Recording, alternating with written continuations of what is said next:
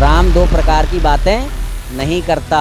तो इसका मतलब है कि आपके श्री रामचंद्र जी भी वो असली राम नहीं है, क्योंकि रामचंद्र जी ने भी दो प्रकार की यहाँ पे बातें की थी। ये नियम क्यों आ रहा है? मैं माँ के गर्भ से जन्म नहीं ले सकता। यही होता है जब मूर्खता का स्तर हद से ज्यादा बढ़ जाए। ब्रह्मा विष्णु महेश तो अजरो अमर हैं, इनकी कभी जन्म मृत्यु नहीं होती। ये चारों शंकराचार्य और सभी हिंदू धर्म के कथावाचक और गुरु मान बैठे हैं। तो आइए आपको प्रमाण ही दिखा देते हैं हमारे पवित्र पुराणों से। विष्णु पुराण में विष्णु भगवान ही स्वयं ब्रह्मा विष्णु महेश के रूप में जब संहार करते हैं, इससे ही पता चलता है कि ये कितना बड़ा विद्वान है और इसके गुरुओं के पास कैसा ज्ञान होगा। गीता में आया है अनुत्तम, मतलब जिसके समान और कोई उत्तम ना हो। मूर्ख बना रहे, चौथी कक्षा के बालक ने पूछ ले। तो अथर्ववेद 11:7-16 खोलो, ब्रह्मचारी ही आचार्य बनेगा। क्या आपके ब्रह्मचारी और परंपरागत शंकराचार्यों ने इस मंत्र की वास्तविकता बताई? नहीं बताई। दोस्तों, कुछ लोग अपने आप को इतना बड़ा ज्ञानी मान लेते हैं कि जब भी उनको समझाने की कोशिश की जाए तो उनका दिमाग ही काम करना बंद कर देता है। इस कारण ये लोग अपने ही अटकलों में उलझे रहते हैं। जैसे इनसे मिलिए, ये हैं शिवांश नारायण द्विवेदी। इनके गुरु हैं पुरी के पीठाधीश्वर शंकराचार्य स्वामी निश्चलानंद सरस्वती जी। जी हाँ, ये वही शंकराचार्य जी हैं जिनको संत रामपाल जी ने साल 2009 में आध्यात्मिक ज्ञान चर्चा के लिए आमंत्रित किया था, लेकिन ये लोग आध्यात्मिक ज्ञान चर्चा करने पहुंचे नहीं। अब हारने का डर कहें या फिर जवाब ना होना, वो बात अलग है। लेकिन फिर साल 2012 में संत रामपाल जी ने फिर से एक बहुत बड़ा आध्यात्मिक ज्ञान चर्चा का आयोजन किया था, जिसका प्रसारण साधना टीवी और आस्था टीवी चैनल पर होना था। उसमें भी संत रामपाल जी ने चारों शंकराचार्यों को आमंत्रित किया था, जिसमें से पुरी के पीठाधीश्वर निश्चलानंद शंकराचार्य सरस्वती जी भी थे। लेकिन ये लोग फिर से नहीं पहुंचे। फिर साधना टीवी वालों ने इनके पास ही जाकर संत रामपाल जी महाराज द्वारा लिखित कुछ प्रश्न पूछे और उन्होंने किस प्रकार के जवाब दिए आपको इस वीडियो में आगे दिखाएंगे। तो चलिए, सबसे पहले तो आते हैं इसके चेले पर, शिवांश द्विवेदी, जिसने संत रामपाल जी के ज्ञान पर कुछ गिने चुने सवाल पूछे हैं और रटे रटाए कुछ श्लोक हैं जिनका रोना ये हर एक वीडियो में रोता है। वैसे इसके कुछ सवाल तो ठीक थे, लेकिन पूछने का तरीका बड़ा ही गंदा था। ये आपके अकॉर्डिंग है, इसीलिए मैं बात कर रहा हूँ। पूरा पढ़ेंगे। मैं पूछ रहा हूँ, मैं मनवा नहीं रहा हूँ, पूछ रहा हूँ। आप ना अपने मुंह से आप बताइए, उनका जो दिखाई देने वाला स्वरूप है, कर सकते हैं, इसका जवाब दीजिए, हाँ या ना। अरे भाई, हाँ ना में कैसे जवाब मिलेगा? उन बातों का सेंस भी तो बताना पड़ेगा ना। ये लगा है हाँ ना में जवाब दे दो, इसका मतलब है कि तू अपनी बात मनवाने आया है। सवाल के उत्तर जानना तो आपकी इच्छा में ही नहीं है। आगे इसने बहुत सारे ऊटपटांग सवाल पूछे हैं और जब इससे सवाल पूछा गया तो इसने अपनी बातों को घुमा ही दिया और सवाल का जवाब ना देते हुए उल्टी पुल्टी बातें फिर से बोलना शुरू कर दिया। इसके बारे में हम आगे आपको दिखाएंगे। तो चलिए, पहले तो इसके सवालों के जवाब दे देते हैं। सबसे ज्यादा ये रोना रोता है कि गुरु जो है ब्रह्मचारी और परंपरागत होना चाहिए, जैसे इनके शंकराचार्य चलते आ रहे हैं परंपरागत रूप से।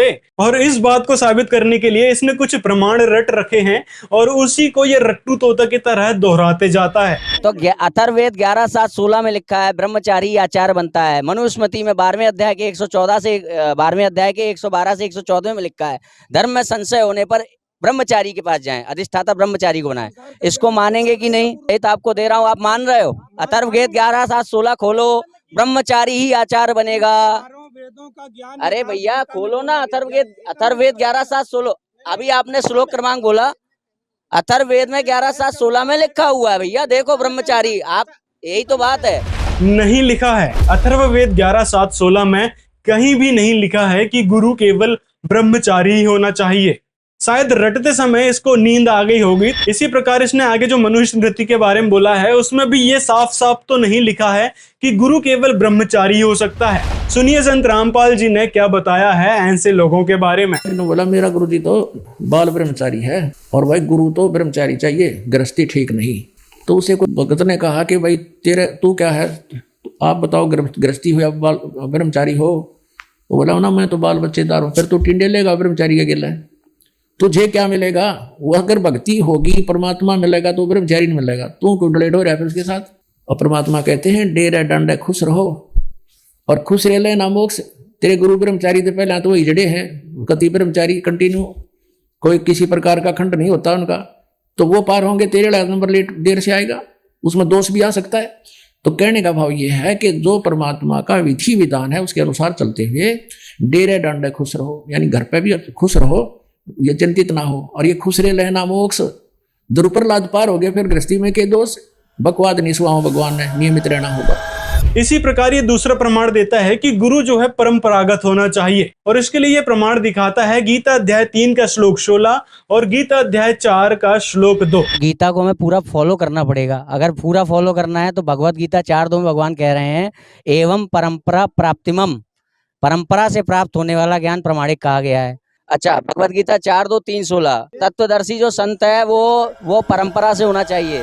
लेकिन इंटरेस्टिंग बात तो ये है कि गीता अध्याय 3:16 में ये बात कहीं भी नहीं लिखी हुई है। गीता अध्याय 3 के श्लोक 16 में लिखा है कि परंपरा से प्रचलित सृष्टि चक्र के अनुकूल जो नहीं बरतता, अर्थात अपने कर्तव्य का पालन नहीं करता, इसने परंपरागत गुरु को जोड़ दिया। जबकि हम इसके कुछ पिछले श्लोकों को देखें, जैसे गीता अध्याय 3 का श्लोक 13, 14, 15, उसमें क्या बात कही गई है वो देखिए। गीता अध्याय 3 श्लोक 13 में कहा है कि परमात्मा को भोग लगाकर और उस भोग को जो प्रसाद रूप में खाते हैं वह पाप से बच जाते हैं, और जो ऐसा नहीं करते वो पाप को ही खाते हैं।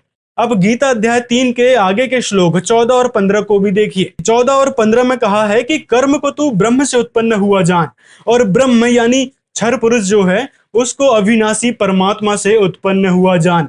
इससे सिद्ध होता है कि सर्वव्यापी परमात्मा सदा ही यज्ञ में प्रतिष्ठित हैं, और यज्ञों का भोग लगाकर फल दाता वही पूर्ण ब्रह्म है। अब इस श्लोक में अनुवादकर्ताओं ने गलती क्या कर दी, इसमें जो है 2 ब्रह्म का जिक्र किया गया है।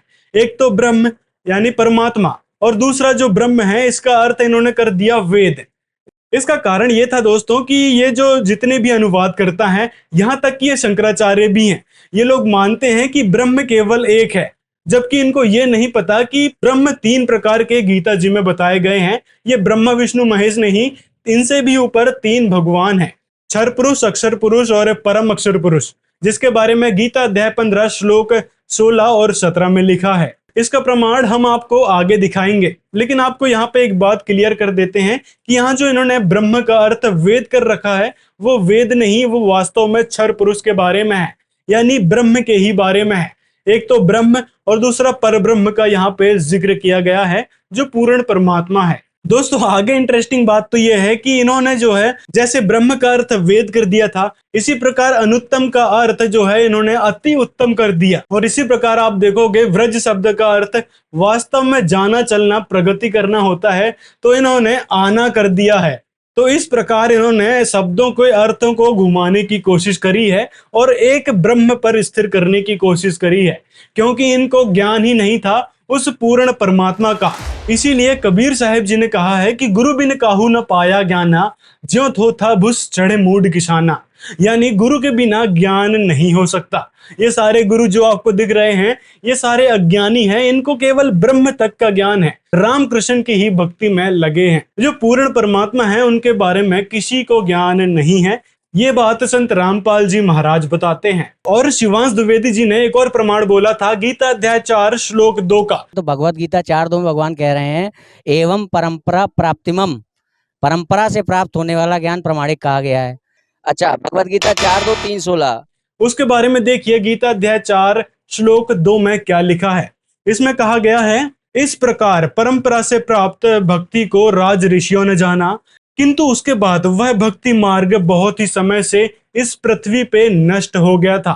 यानी यहाँ समझ रहे हो दोस्तों, जो भक्ति पहले से चली आ रही थी वो कुछ समय के लिए पृथ्वी लोक से नष्ट हो गई थी। इसीलिए गीता ज्ञानदाता ने गीता अध्याय 4 के श्लोक 31 और 34 में बताया है कि अगर तू तत्व ज्ञान को प्राप्त करना चाहता है तो तत्वदर्शी संत की शरण में जा। और तत्वदर्शी संत ये ब्रह्मचारी या फिर परंपरागत गुरु हैं ही नहीं। तत्वदर्शी संत के बारे में बताया है गीता अध्याय 15 श्लोक 1 से 4 में। इसमें बताया है कि ऊर्ध्व मूलम अधः शाखम अश्वत्थम प्राहु अवम छंदासी यस्य प्रणानी ये तम वेद सवेदविद। ऊपर को जड़ और नीचे को तीनों गुण रूपी शाखा वाला, ये इसको सारा कंप्लीट मिलाकर हम पढ़ेंगे ना। ऊर्ध्व मूलम अधः शाखम, नीचे को शाखा वाला पढ़ो इसको, और अश्वत्थम यानी संसार रूपी पीपल के वृक्ष को अविनाशी कहते हैं। वेद, ये वेद नहीं है। जैसे छंद का अर्थ होता है विभाग, किसी एक शब्द का एक ही अर्थ नहीं होता, कि जो इन सभी छंदों को, सभी विभागों को तत्व से जानता है। सरपुरुष कौन पोर्शन है इस संसार रूपी वृक्ष का, मूल कौन है और डार कौन है, शाखा कौन है, जो इन सभी को जानता है, वह सवेदवित, वो तत्वदर्शी संत है। तो परमेश्वर ने 600 वर्ष पहले बताया, इस दास ने परमात्मा से प्राप्त इस ज्ञान को आपके रूबरू करा। अक्षर पुरुष एक पेड़ है, सरपुरुष वाकी डार और तीनों देवा शाखा, ये पात्र रूप संसार।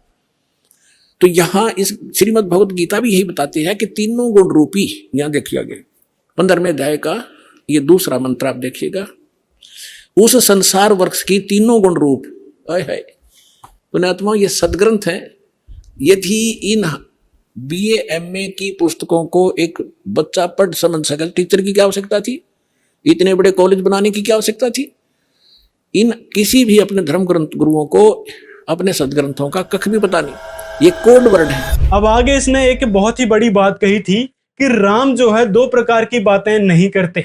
वाल्मीकि रामायण में भगवान श्री राम कह रहे हैं, रामो दुर्नाभि भाषिते, राम 2 प्रकार की बातें नहीं करता। मैं अपनी पत्नी को त्याग सकता हूँ, मैं अपने भाई को त्याग सकता हूँ, मैं अपने प्राणों को त्याग सकता हूँ, मगर मैं अपने वचन से मुकर नहीं सकता। क्या ये शिक्षा सनातन द्वारा दी जा रही मानते हैं आप? हाँ, राम जो है 2 प्रकार की बातें नहीं कर सकते, तो इसका मतलब है कि आपके श्री रामचंद्र जी भी वो असली राम नहीं है, क्योंकि रामचंद्र जी ने भी 2 प्रकार की यहाँ पे बातें की थी। पहली तो जब सीता जी को लंका से ला रहे थे, तब सीता जी की परीक्षा ली गई थी अग्नि में प्रवेश करके, कि यदि सीता जी पवित्र हैं तो जलेंगी नहीं, और वो जली भी नहीं थी, मतलब वह पवित्र थी। और फिर कुछ सालों बाद श्री रामचंद्र जी ने क्या किया, एक धोबी के कहने मात्र से सीता जी को अपने घर से निकाल दिया। बताओ, ये क्या मर्यादा पुरुषोत्तम के काम हुए कि एक गर्भवती पत्नी है उसको गर्भावस्था में बाहर निकाल दे, अपने घर से बेघर कर दे, जबकि श्री राम जी ने सीता जी को वापस लाते समय अग्नि परीक्षा भी तो ली थी। ये बात क्यों भूल गए? इसका मतलब है कि श्री रामचंद्र जी भी वो असली राम नहीं है, जिसके बारे में आपने कहा था कि राम 2 प्रकार की बातें नहीं करते। यहाँ तो राम जी ने सरासर सीता जी के साथ अन्याय ही कर दिया था। और ये बात हम किसी की धार्मिक भावनाओं को भड़काने के लिए नहीं कह रहे हैं, बल्कि ये बात सत्य है और आपने भी सुन रखी है रामचरित्र मानस में। और रही बात कबीर साहिब जी की, तो कबीर साहिब जी ने जो ज्ञान दिया उसमें पाखंडवाद का सरासर विरोध किया था। यहाँ तक कि हिंदुओं में चल रही गलत प्रथाओं का भी खंडन किया था और मुस्लिम समुदायों को भी समझाया था उनकी गलत प्रथाओं के बारे में। और जैसे कि आपने पूछा था कबीर साहिब के विषय में, एक बार तो अपने असली रूप में आते हैं वो, फिर दोबारा में जब आते हैं तो वो जो किसी अन्य चोले में आते हैं, पर होता वो कबीर ही है। कहने का मेरा ये है, क्या कबीर अवतार ले सकता है, माँ के गर्भ से जन्म ले सकता है? अभी आपने कहा वो किसी नियम के नीचे नहीं है, तो ये नियम क्यों आ रहा है मैं माँ के गर्भ से जन्म नहीं ले सकता? अरे मैंने पूछा आपसे क्या परमात्मा किसी भी नियम के नीचे है, आपने कहा नहीं है। अब मैं पूछ रहा हूँ क्या वो माता के गर्भ से जन्म ले सकता है, तो आप कह रहे हैं नहीं ले सकता, तो ये नियम क्या ना? यही होता है जब मूर्खता का स्तर हद से ज्यादा बढ़ जाए। पहली बात तो ये बताओ कि नियम क्या होते हैं? प्रकट होना किसी नियम में आता है क्या? कौन से सदग्रंथ में लिखा है ये बात? हाँ, माँ के गर्भ से जन्म लेना और अंत में मृत्यु को प्राप्त हो जाना, यह इस संसार का नियम है, भगवान का नियम है। इस धरातल में जो भी आता है, चाहे राम भगवान को देख लो, कृष्ण जी को देख लो, या फिर किसी भी महापुरुष को देख लो, तो ये सब बातें आती है इस ब्रह्मांड के नियमों में कि जन्म मृत्यु तो होनी ही है। लेकिन जो परमात्मा, जो कबीर साहिब जी इस धरातल पर आए थे, वह जन्म लेके नहीं आए। आप कहीं भी देख लो, कबीर साहिब जी के ग्रंथ में कहीं भी जन्म लेने के विषय में जिक्र है ही नहीं।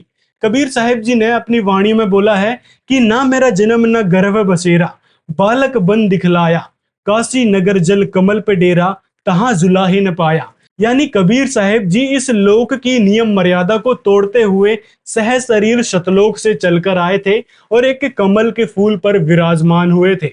अब ये कहकर मत रोने लग जाना कि कमल के फूल में कैसे एक बच्चा स्थिर रह सकता है।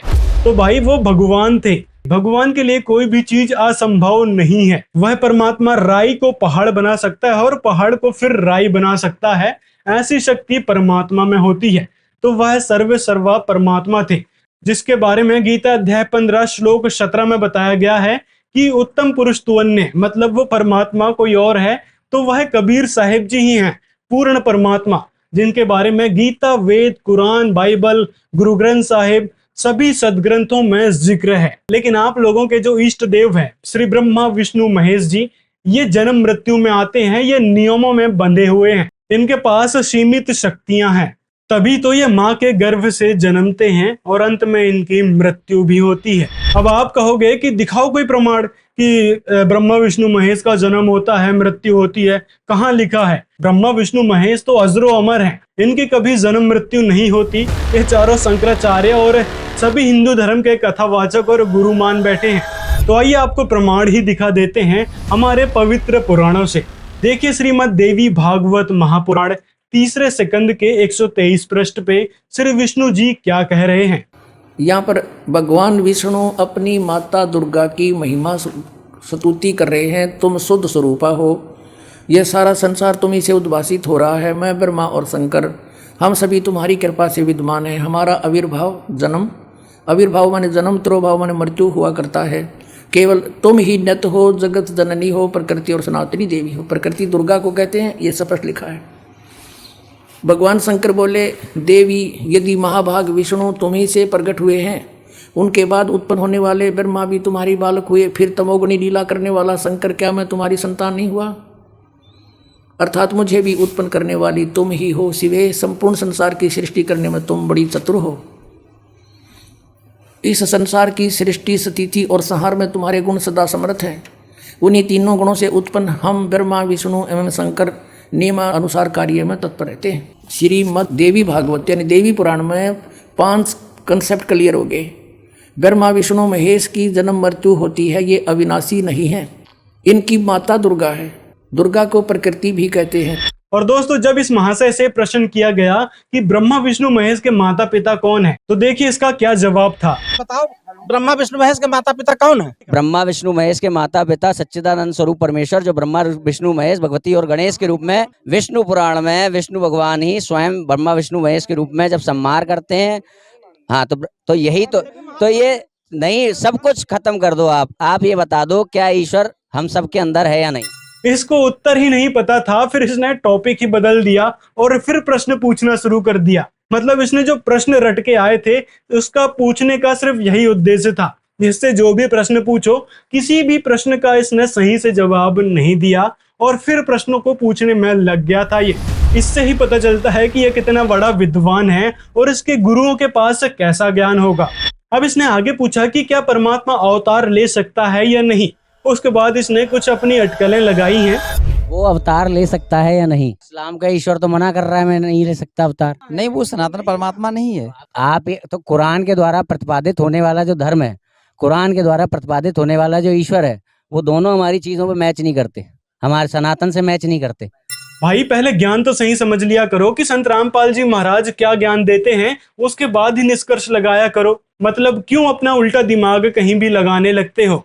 संत रामपाल जी महाराज ने बताया है कि पवित्र श्रीमद् भागवत गीता में 3 प्रभुओं का जिक्र है, जो गीता अध्याय 15 श्लोक 16 और 17 में है। गीता अध्याय 15 श्लोक 16 में तो 2 प्रभुओं के बारे में बताया गया है। आगे गीता अध्याय 15 श्लोक 17 में तीसरा परमात्मा यानी उत्तम पुरुष तू अन्य परमात्मा इति उदाहरत है, यानी क्षर पुरुष और अक्षर पुरुष से अन्य ही है, जो तीनों लोकों में प्रवेश करके सबका धारण पोषण करता है और अविनाशी परमात्मा कहा गया है, जिनका जन्म मृत्यु नहीं होता। तो ये तीसरा परमात्मा वही है, कबीर परमात्मा, जिनका मंत्र गीता अध्याय 17 श्लोक 23 में बताया गया है। उस पूर्ण परमात्मा को पाने का ये ओम तत्सत एक मंत्र है, जो संकेत के रूप में यहाँ बताया गया है। इसकी पूर्ण जानकारी तत्वदर्शी संत बताएंगे। क्या आपके ब्रह्मचारी और परंपरागत शंकराचार्यों ने इस मंत्र की वास्तविकता बताई?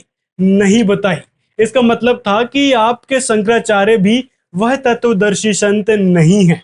आप मानो चाहे ना मानो, तत्वदर्शी संत वही है जो इन मंत्रों की वास्तविकता बता दे। ब्रह्मा विष्णु महेश के पिता कोई और है और दुर्गा दुर्गा के जो पति हैं वो शिव जी नहीं है, वो कोई और है जिसका नाम ब्रह्म है। ये वो ब्रह्म नहीं है जो खुद ही जीव जगत और जगदीश्वर के रूप में प्रकट होता है, वो ब्रह्म नहीं है, ध्यान रखिएगा। ये जो दो भगवानों के विषय में गीता जी में बताया है, इसमें से एक भगवान है क्षर पुरुष, जो ब्रह्मा विष्णु महेश के पिताजी हैं। माता जी का तो आपको पता चल गया कि देवी दुर्गा जी ब्रह्मा विष्णु महेश की माता है, और गीता जी के इस श्लोक से आपको बता दिया कि क्षर पुरुष जो काल है, जो सदाशिव है, वह इन तीनों देवता ब्रह्मा विष्णु महेश के पिताजी हैं। और इसके बारे में यदि आप और भी प्रमाण देखना चाहते हैं ब्रह्मा विष्णु महेश के माता पिता और उनकी जन्म मृत्यु के बारे में, तो एक वीडियो का लिंक आपको डिस्क्रिप्शन में मिल जाएगा, उसको आप देख सकते हैं। तो अब वापस आते हैं इसके प्रश्न पे। जिनको आप गुरु मान बैठते हैं, उन्होंने आपसे कह दिया कि कुरान और इसकी शिक्षा एक है, आपने उसको मैच नहीं कराया। आपने कहा कबीर जो है वो और कुरान के द्वारा प्रतिपादित होने वाला अल्लाह एक ही है। संत रामपाल जी महाराज ने ये कभी नहीं कहा कि वो पूर्ण परमात्मा ने यानी कबीर जी ने गीता का ज्ञान और कुरान का ज्ञान दिया है। संत रामपाल जी महाराज ने बताया है कि जो क्षर पुरुष हैं, जिसके बारे में हमने अभी पीछे आपको बताया, उसी क्षर पुरुष ने यानी काल ब्रह्म ने, ब्रह्मा विष्णु महेश के पिताजी ने गीता का और कुरान का ज्ञान दिया है। और रही बात जो आप कहते हो कि परमात्मा का ज्ञान काल ने कैसे बोल दिया, फिर क्योंकि काल तो भटकाना ही चाहता है ना, भ्रमित करना चाहता है, वो सब जगह करेगा ना। जो व्यक्ति अज्ञानी है वो अज्ञानता सब जगह देगा ना, फिर 95% क्यों नहीं देगा, उस पर कैसे भरोसा। भाई पहले तो ये बताओ कि परमात्मा किसे कहते हैं।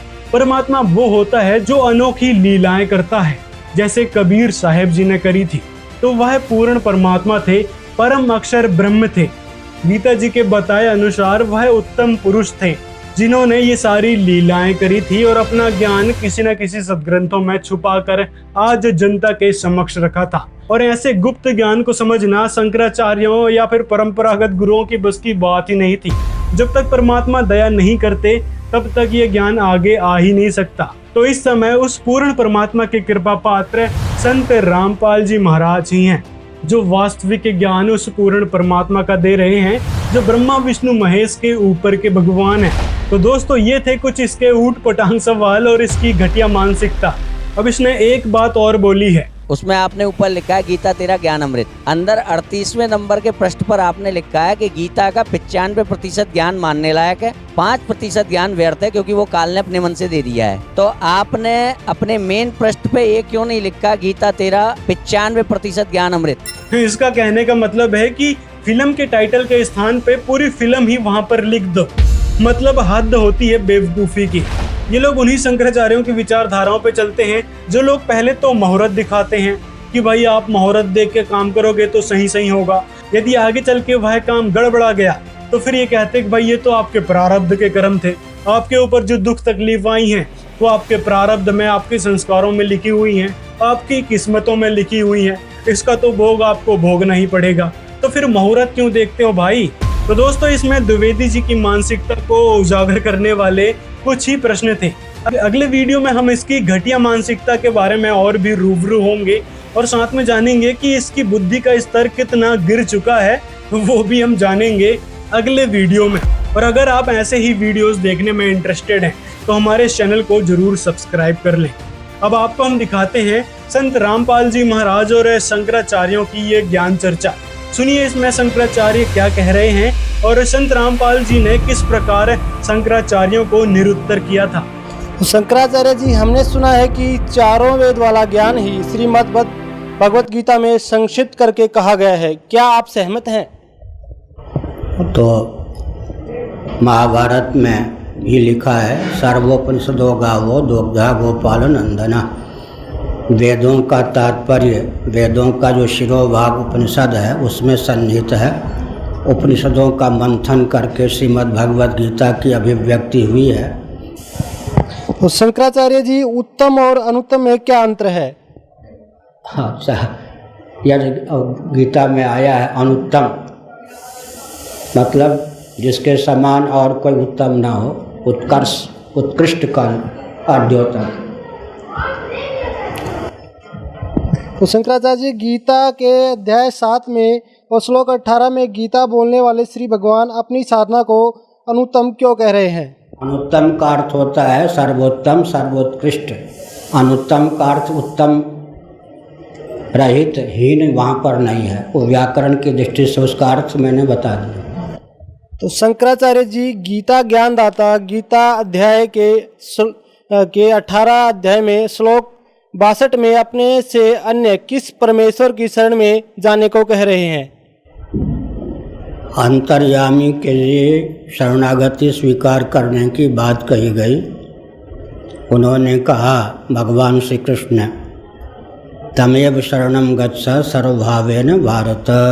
इसका अर्थ क्या होता है? जो अंतर्यामी परमात्मा हैं, सबके नियामक हैं, प्रेरक हैं, हमारे आपके हृदय में भी जो विद्यमान हैं। बृहदारण्यक उपनिषद में पृथ्वी, पानी, प्रकाश, पवन, आकाश में भी रहकर उसका जो नियमन करते हैं, प्रत्येक व्यक्ति के शरीर, इंद्रिय, प्राण, अंतःकरण के जो नियामक हैं, उस अंतर्यामी की शरणागति स्वीकार करने की बात भगवान ने कही। माम एकम शरणम व्रजा। वह जो अंतर्यामी पर ब्रह्म परमात्मा तत्व है, सर्वेश्वर है, वही तुम्हारे सामने मैं श्री कृष्ण के रूप में प्रस्तुत हूँ।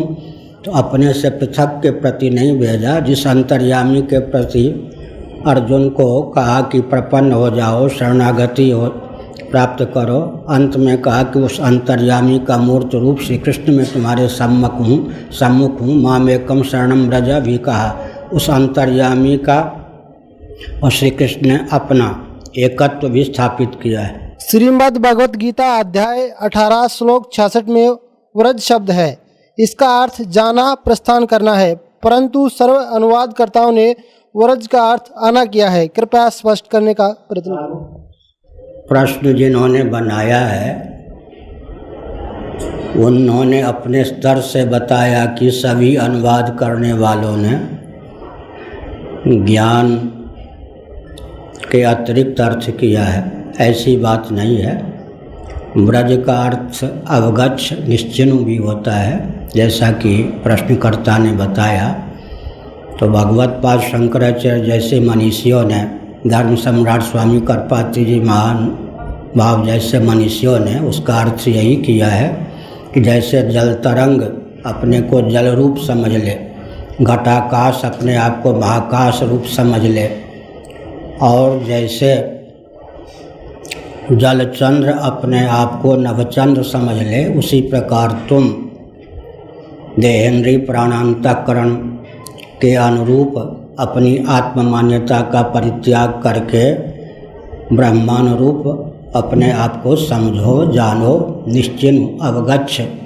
यह अर्थ भी टीकाकारों ने किया है। भगवत पाद शंकराचार्य और उनके अनुगत महानुभावों ने इसी प्रकार का उपदेश किया है। लेकिन जो श्री वैष्णवाचार्य इत्यादि हैं, उन्होंने अपने स्तर से अपने प्रस्थान के अनुसार उस प्रकार का भी अर्थ किया है जिसका चित्रण प्रश्नकर्ता ने किया है। तो पुण्यात्माओं, तो ये तो बता दिया परमात्मा ने गुण तीनों की भक्ति में ये भूल पड़ो संसारे, कहे कबीर निज नाम बिना कैसे उतरो पार। निज नाम यानी सतनाम के बिना, उस सच्चे नाम बिना पार कैसे होगे। अब जैसे गीता जी अध्याय नंबर 17 के श्लोक नंबर 23 में लिखा है कि ओम तत्सत इति निर्देश ब्रह्म ने त्रिविध समर्थ है। सच्चिदानंद घन ब्रह्म के पाने की इस 3 मंत्र की साधना करनी होगी। 8वें अध्याय के 13वें श्लोक में गीता ज्ञानदाता कहता है कि ओम इति एक अक्षरम ब्रह्म व्यवहारण माम स्मरण यह प्रियाति तदन देहम सयाति परमाम गतिम। मुझ ब्रह्म का केवल एक ओम मंत्र है, जो इसका अंतिम श्वास तक सिमरण करता हुआ शरीर छोड़कर जाता है तो उस परम गति को प्राप्त होता है, जो ओम से मिलनी है। ओम से ब्रह्मलोक मिलेगा। ब्रह्मलोक में गए हुए प्राणी फिर वापस आते हैं। 8वें अध्याय के 16वें श्लोक में वहाँ पुनरावृत्ति के अंदर है। तो उसके पाने के लिए तो केवल एक 3 मंत्र का जाप, इसके अतिरिक्त जो भी जाप करते हैं शास्त्र विधि को त्याग कर वो मनमाना आचरण है।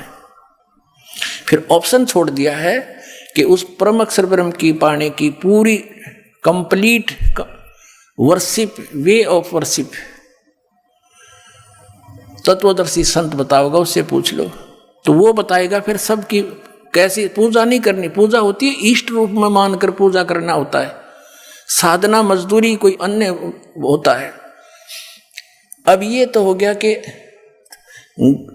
तीन देव की जो करते भक्ति उनकी कदे ना हो वह मुक्ति। 600 वर्ष पहले परमेश्वर ने कहा था ये बातें, ये ज्ञान बताया था, और आज इसका समर्थन उन सदग्रंथों ने किया जिनको हम एथेंटिक मानते हैं। तो वो क्या थे जो हमने ज्ञान दिया करते, वो नकली गुरु आज तक मूर्ख बना रहे आपको। अब गीता जी अध्याय नंबर 7 के श्लोक नंबर 16 और 17 और 18 में गीता ज्ञान दाता ब्रह्म अपनी साधना करने वालों की बताता है कौन कौन करते हैं। अर्थार्थी, आर्थ, जिज्ञासु और ज्ञानी। अर्थार्थी, आर्थ, जिज्ञासु इनको रिजेक्ट करता है कि ये भी सही साधना नहीं करते, और ज्ञानी को सिलेक्ट किया है कि ज्ञानी आत्मा होती तो अच्छी है। ज्ञानी वो होता है जिसको पता लगा कि केवल एक परमात्मा की भक्ति करनी चाहिए। वेदों में यही लिखा है कि पूर्ण परमात्मा की भक्ति से पूर्ण मोक्ष होगा। लेकिन ये भूल गए कि वेदों में ये भी लिखा था कि उस पूर्ण परमात्मा की भक्ति वेदों में वर्णित नहीं है, उसको तो तत्वदर्शी संत बताएंगे।